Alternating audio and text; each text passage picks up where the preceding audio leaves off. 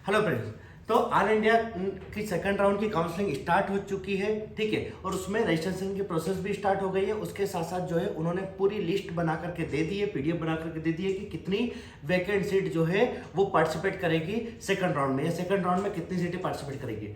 आज जो हम मेन फोकस करेंगे वो एमपी के ऊपर करेंगे, ठीक है, कि एमपी में जो है डिफरेंट जो मेडिकल कॉलेज है उनमें कितनी सीटें अभी भी जो है खाली पड़ी हुई है या खाली है, जो कि सेकंड राउंड में पार्टिसिपेट करेगी। 15% के हिसाब से बात कर रहा हूँ। मैं वापस से रिपीट कर देता हूँ, नहीं तो आप लोग वापस कमेंट करोगे, मैसेज करोगे मुझे कि सर आप किसको बता रहे हो। हम 15% की बात कर रहे हैं, ठीक है। तो जितनी ज्यादा एमपी में 15% की सीटें खाली रहेगी तो उसी के प्रोपोर्शन में जो है 85% की सीटें भी खाली रहने के चांस ज्यादा रहेंगे, ठीक है। तो ये एक इंफॉर्मेशन आपको प्रोवाइड करना है, इसलिए आज हम ये वीडियो आपको एक तरीके से पब्लिश करेंगे, ठीक है। तो हमारा जो मेन टारगेट है वो ये बताना है कि एमपी में जो है 15% ऑल इंडिया के तरफ कोटे की जो सीटें हैं वो कितनी अभी खाली है जो कि सेकंड राउंड में पार्टिसिपेट करेगी, ठीक है। तो उसके बेसिस पर हमने एक एक्सेल शीट रेडी करी है।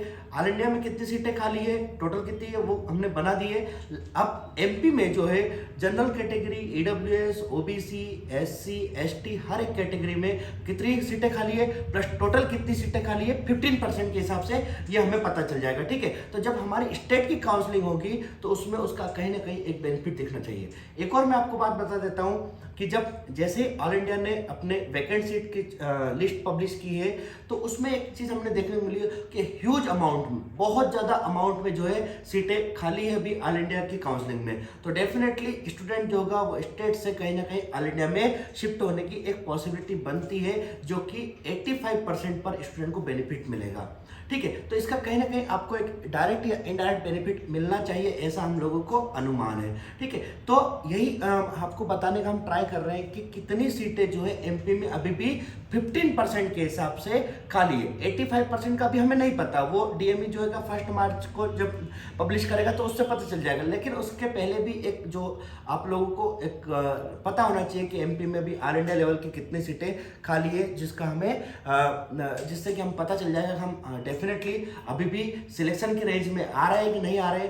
अब आप जानते हैं कि जो ऑल इंडिया से जो काउंसलिंग होती है वो सिर्फ 15% के गवर्नमेंट कॉलेज के लिए होती है, ठीक है। लेकिन एक सीधा बेनिफिट जो होता है ना वो गवर्नमेंट कॉलेज प्राइवेट कॉलेज दोनों को होगा, क्योंकि जितना गवर्नमेंट मेडिकल कॉलेज का कट ऑफ गिरेगा उसी के प्रोपोर्शन में जो होता है प्राइवेट मेडिकल कॉलेज का कट ऑफ गिरता है, और उसी प्रोपोर्शन में जो बच्चे आयुष की काउंसलिंग कर रहे हैं, बीएमएस बीएचएमएस कर रहे हैं, उसी के प्रोपोर्शन में। तो सारा जो कट ऑफ रहता है प्राइवेट मेडिकल कॉलेज का कट ऑफ क्या रहता है, और उसके साथ साथ जो आयुष की काउंसलिंग कर रहे हैं स्टूडेंट उनका कट ऑफ क्या रहेगा, यह सब कुछ डिपेंड करता है गवर्नमेंट मेडिकल कॉलेज के कट ऑफ पर, ठीक है। और गवर्नमेंट मेडिकल कॉलेज का जो कट ऑफ होगा वो बहुत हद तक जो है ऑल इंडिया की काउंसलिंग से सेटल होता है। तो आप एक हायर की जो होगा वो समझ गए होंगे कि किस प्रोपोर्शन में जो है कट ऑफ जो होता है वो अप या डाउन होता है। तो यही बताने का हमारा टारगेट है आज की ऑल इंडिया में अभी भी ऑल इंडिया के कोटे के हिसाब से एमपी में अभी भी कितनी सीटें खाली है। तो देखते हैं अपन, ठीक है। आप हमारे सारे चैनल फॉलो करते रहिए, चैनल को सब्सक्राइब करिए यूट्यूब चैनल को, जिससे कि आपको सारी इंफॉर्मेशन जो है प्रॉपर इंफॉर्मेशन मिलती रहेगी, ठीक है। NEET UG 2021 all India counselling, ये देखो यहाँ लिखा हमने ऑल इंडिया काउंसलिंग ही है, क्योंकि डेफिनेटली हम जो बात कर रहे हैं ऑल इंडिया की बात कर रहे हैं, लेकिन उससे एमपी को कितना बेनिफिट है, ये 85% सीटों पर जो डीएमई काउंसलिंग करवा रहा है उसमें कितना बेनिफिट रिफ्लेक्ट हो सकता है उसको अपन डिस्कस करेंगे। तो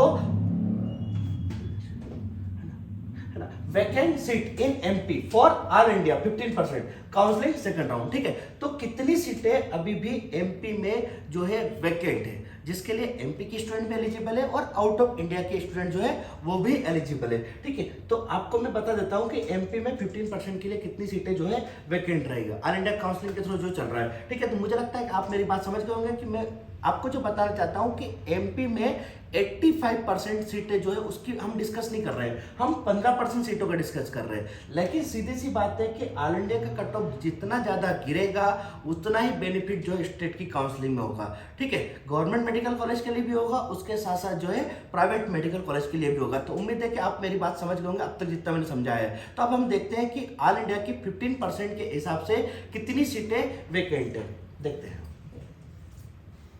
आप यहां देखेंगे वर्चुअल वैकेंसीज, ठीक है। तो इसको भी मैं क्लियर कर देता हूं वर्चुअल वैकेंसीज क्या होती है। तो वर्चुअल वैकेंसीज है ना, फॉर एमपी सेकंड राउंड 15%। जो बात हो रही है बार बार वो 15% के हिसाब से हो रही है, ठीक है। तो हम देखेंगे कि यहाँ पर 15% के हिसाब से देखा जाए तो जनरल कैटेगरी के पास 27 वैकेंसीज है, एडब्ल्यूएस के पास सेकंड है। इस तरीके से हम देखेंगे तो टोटल 71 जो है वैकेंसीज है, कौन सी, वर्चुअल वाली।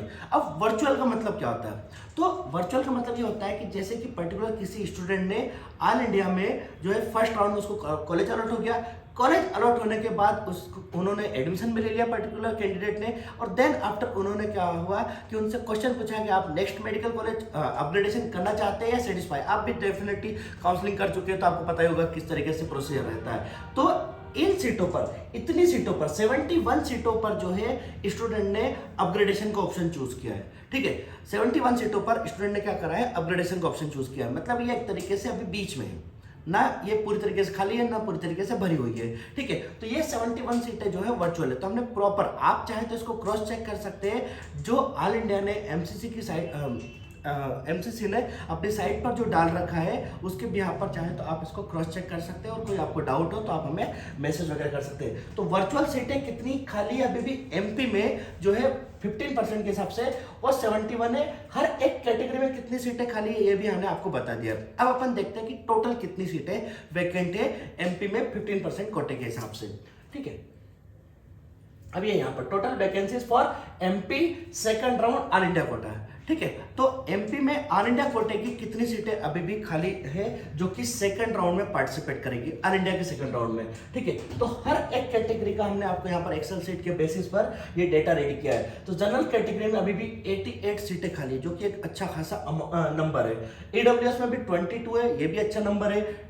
ओबीसी में भी 61 सीटें खाली है, एससी में 31 सीटें खाली है, एसटी में 8 है ना, और रिस्पेक्टिवली फिर general pH category 6, EWS pH 0, OBC pH 4, SC pH 1 and ST pH जो है 1 है, ठीक है। तो इन सबको यदि हम सम करेंगे, टोटल करेंगे, तो अभी हमारे एमपी में 15% कोटे के हिसाब से 22 सीटें जो है वैकेंट है, जो कि एक अच्छा खासा नंबर है, ठीक है। इससे ये बेनिफिट हो सकता है हम लोगों को, जब हमारा स्टेट का सेकंड राउंड होगा, स्टेट का मॉपअप राउंड होगा 85% का या सीएलसी होगा, तो उसमें कहीं ना कहीं इन सीटों का हमें बेनिफिट जो है इनडायरेक्टली दिखाई देगा कि जो स्टेट में जिस स्टूडेंट ने कॉलेज ले लिया है वो हो सकता है कि ऑल इंडिया में शिफ्ट हो जाए, जिससे कि हम लोगों को कॉलेज मिलने के चांस रहेंगे। क्योंकि अभी लगातार कॉल आ रहे हैं और उन स्टूडेंट को, मुझे भी बड़ी परेशानी होती है कि डेफिनेटली आपको कॉलेज नहीं मिलेगा तो सीधी, ऐसा नहीं है कॉलेज नहीं मिलेगा तो दुनिया खत्म हो जाएगी। डेफिनेटली हमारे पास मल्टीपल ऑप्शन